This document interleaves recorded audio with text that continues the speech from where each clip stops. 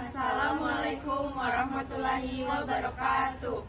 Kami dari kelompok 6 akan membuat sebuah video mengenai kerajaan-kerajaan Islam yang ada di Papua. Perkenalkan, nama saya Inaya Salsabila Sayhana. Perkenalkan, nama saya Nika Deki Palasini. Perkenalkan, nama saya Asifah Sumulang Kalbu. Perkenalkan, nama saya Alicia Rizky. Perkenalkan, nama saya Frida Marija. Dan kami memohon maaf karena dua anggota kami tidak hadir hari ini karena ada kendala. Yang pertama ada Komang Arya Dananjaya dan yang kedua ada Ramadan Nur Al-Fatah. Baik, saya akan menjelaskan mengenai Kerajaan Salawati. Kerajaan Salawati ini terletak di Papua Barat, tepatnya di Kepulauan Raja Ampat. Kehidupan politik yang ada di Kerajaan Salawati ini yaitu dipimpin oleh seorang raja bernama Raja Samasuru, hubungan politik dengan Kesultanan Tidore yang sangat baik. Yang ketiga yaitu kehidupan sosial budaya. Kehidupan sosial budaya yang ada di kerajaan ini yaitu budaya lokal yang bercampur dengan kerajaan Islam atau bahasa dan adat istiadat. Kehidupan sosial budaya yang ada di kerajaan ini yaitu budaya lokal bercampur dengan kerajaan Islam atau aksen Islam, yang mana bahasa, adat, dan tradisi yang sangat berkembang. Adapun ekonominya yaitu berdagang melalui hasil laut, hutan, dan rempah-rempah. Letak strategis sebagai jalur perdagangan timur Indonesia. Yang kelima yaitu pengaruh dari luar. Bahasa daerah dan Islam tetap kuat di kerajaan ini. Upacara dan adat istiadat masih dilestarikan hingga sekarang. Pelajaran yang kita bisa ambil untuk masa depan yaitu kita harus tetap menjaga hubungan baik dengan sesama kerajaan yang ada di Indonesia.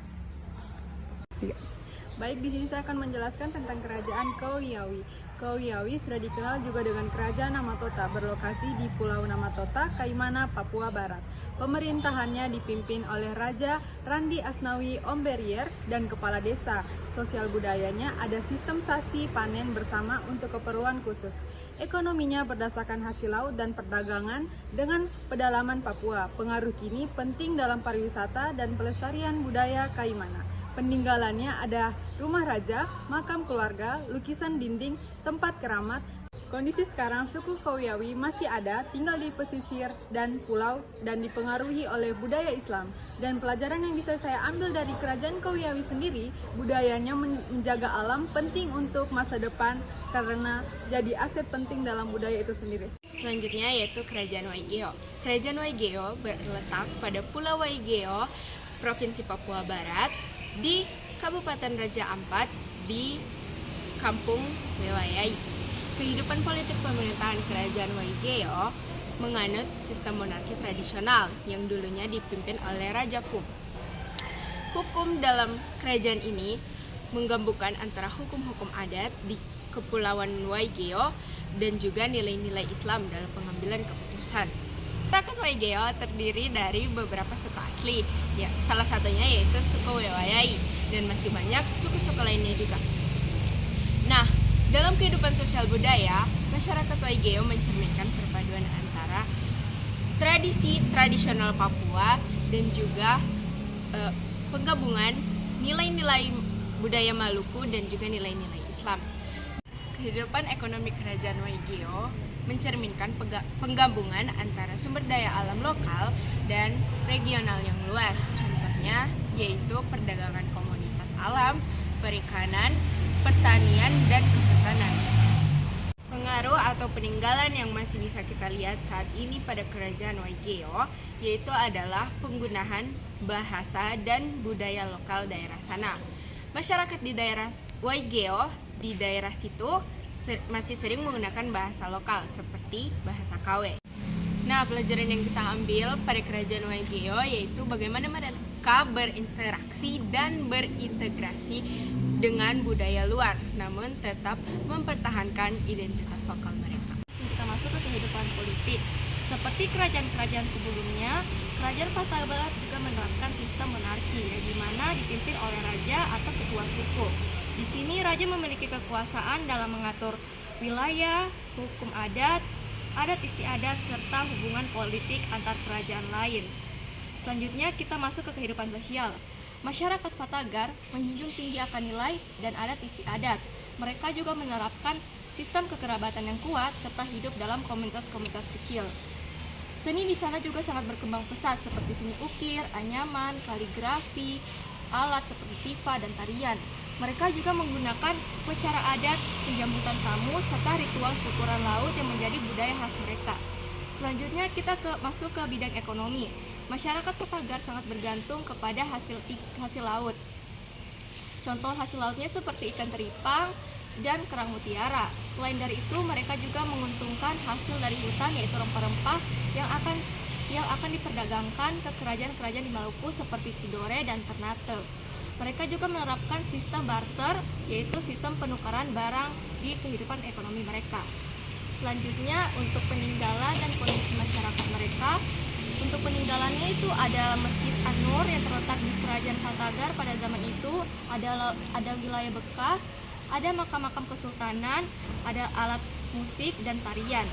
Untuk kondisi masyarakatnya, untuk saat ini masih ada, serta masih ada juga yang bergelar bangsawan. Selanjutnya pelajaran yang bisa diambil yaitu kita belajar bahwa pentingnya menjaga budaya hingga saat ini meskipun zaman telah berubah. Baik, yang selanjutnya itu ada Kerajaan Misol. Kerajaan Misol ini terletak di wilayah Misol, yang lebih tepatnya di Raja Ampat, Papua Barat Daya Indonesia, yang pemerintahannya ini berletak di Lirintang. Untuk politik sendiri pada zaman itu, Kerajaan Misol ini dipegang teguh oleh Kesultanan Tidore. Dan Kesultanan Tidore ini mengangkat dua raja, yang pertama diakui oleh masyarakat dan yang satunya lagi diangkat oleh Kesultanan Tidore. Namun meskipun begitu, Kesultanan Tidore tetap mempunyai pengaruh penuh terhadap Kerajaan Misol. Yang selanjutnya itu ada kehidupan sosial budaya. Di Kerajaan Misol, masyarakat itu hidup dalam komunitas adat dan telah mengadopsi Islam sejak abad ke-15. Bahasa yang digunakan pun meliputi bahasa Maya, Biga, Matbat, serta Melayu Papua. Budaya Islam dan adatnya pun masih dijaga hingga saat ini. Untuk ekonominya sendiri, Kerajaan Misol masih memiliki strategi Astagfirullah. Yang selanjutnya itu ada ekonomi. Kerajaan Misol memiliki posisi yang strategis dalam jalur perdagangan. Aktivitas ekonominya itu mencakup perdagangan laut serta pertukaran hasil bumi serta laut. Wilayah ini juga menjadi tempat berlindung para pelarian dan memiliki pelabuhan yang penting. Dan untuk pengaruh saat ini dan pelajaran yang bisa diambil itu, untuk pengaruhnya sendiri antara lain adalah nilai-nilai Islam, sistem adat, serta bahasa lokal yang masih digunakan. Untuk pelajarannya itu pentingnya menjaga warisan budaya, kearifan lokal, dan toleransi dalam keberagaman. Nilai-nilai ini bisa diamalkan untuk menjaga identitas bangsa dan mempertahankan kesatuan. Assalamualaikum warahmatullahi wabarakatuh. Pada kesempatan kali ini saya akan menjelaskan tentang Kerajaan Aiduma. Kerajaan Aiduma terletak di Pulau Aiduma yang berada di lepas pantai Kaimana, Provinsi Papua Barat. Pulau ini termasuk wilayah pesisir selatan Papua yang kaya akan hasil laut dan hutannya. Kehidupan politik dan pemerintahannya kemungkinan berbentuk kepemimpinan adat atau kerajaan kecil yang dipimpin oleh seorang kepala suku atau raja lokal. Kekuasaan ini diperoleh secara turun-temurun dan keputusannya diambil melalui musyawarah bersama masyarakat, yang dimana bentuk pemerintahannya ini bersifat sederhana dan erat kaitannya dengan norma-norma adat dan kepercayaannya. Untuk kehidupan sosial dan budayanya, masyarakat Aiduma hidup dalam komunitas adat, menjunjung tinggi nilai-nilai gotong royong dan rasa hormat kepada alam dan luhur. Mereka memiliki tradisi lisan, tarian, lagu daerah, ukiran kayu, dan penggunaan simbol-simbol sakral. Kehidupan masyarakat Aiduma bergantung pada hasil laut seperti menangkap ikan, kerang, dan rumput laut. Mereka juga mengolah hasil hutan dan berladang secara sederhana. Sistem ekonomi masih tradisional, berbasis barter atau pertukaran barang. Peninggalan-peninggalan yang kita bisa dapat yaitu contohnya cerita-cerita rakyat atau lisan secara turun-temurun, alat musik tradisional, perhiasan khas, dan rumah adat.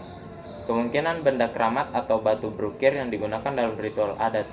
Dari Kerajaan Aiduma kita bisa mengambil beberapa nilai penting, yaitu masyarakat Aiduma sangat menghormati alam.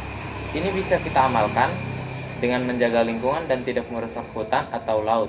Meski modernisasi terjadi, kita tetap bisa melestarikan budaya lokal seperti bahasa daerah, seni, dan adat.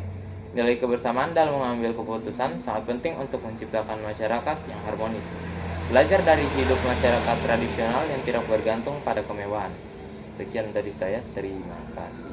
Oke, sekian dari kami undur diri. Wabillahi taufiq wal hidayah. Wassalamualaikum warahmatullahi